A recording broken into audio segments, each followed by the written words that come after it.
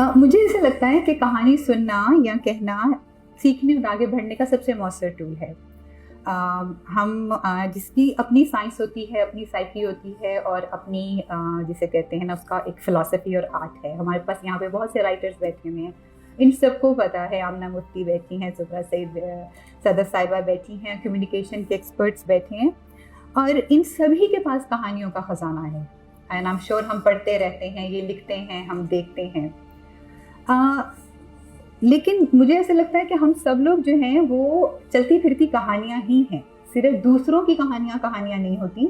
हम खुद बताते खुद जो हैं, कुछ टाइटल्ड हैं, कुछ अनटाइटल्ड स्टोरी हैं, कुछ कहानियाँ हम जो हैं इंसान वो बड़ी ज़ख़ीम हैं, कुछ हल्की फुल्की हैं, कुछ बड़े चमकीले सरवर्क वाली कहानियाँ हैं, कुछ का सरवर्क जो है वो नज़र ही नहीं आता, फटा हुआ है, लेकिन हैं हम सब के सब कहानियाँ ही एक्चुअली।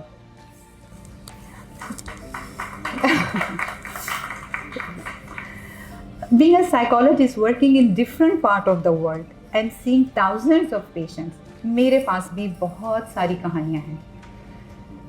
मुझे पास गिनती नहीं है उन कहानियों की, लेकिन मेरे पास जो कहानियाँ हैं, stories of pain, stories of vulnerabilities, stories of powers as well, stories of oppression, stories of sadness and stories of negativities। तो मेरे पास भी बहुत बड़ा जिसे कहते हैं ना, इसे मैं ख़जाना ये गुल्लक तो नहीं कह सकती क्योंकि वो मैंने ख़ुद से जमा नहीं की, वो मेरी प्रोफेशनल चॉइस थी जिसकी वजह से मुझे ये कहानियाँ मिली। बट उनका बड़ा बोझ है, वो आसान कहानियाँ नहीं हैं, वो पेन के साथ हैं, वो आंसुओं से भरी हुई कहानियाँ हैं।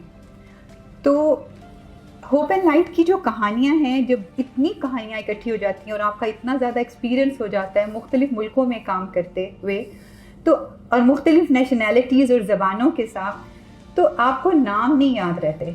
अब मुझे उन कहानियों में और कहानियाँ बताने वालों के ना नाम याद हैं, ना मुझे उनके रंग व नस्ल याद है, ना मुझे उनकी लोकेशन याद है।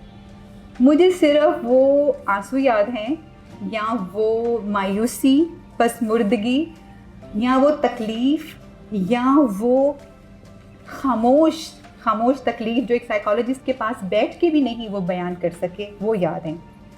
और जब आप देखते हैं कि आप चाहे प्राइवेट जेट में बैठे हैं या मिडिल ईस्ट के पैलेसेस में बैठे हैं, वहाँ पे थेरेपीज़ कर रहे हैं, या आप कश्मीर में पराठी के किसी छोटे से गांव में एक ऐसी औरत की बात सुन रहे हैं जो कि रात को पानी भरने 1:30 बजे झरने पे जाती है।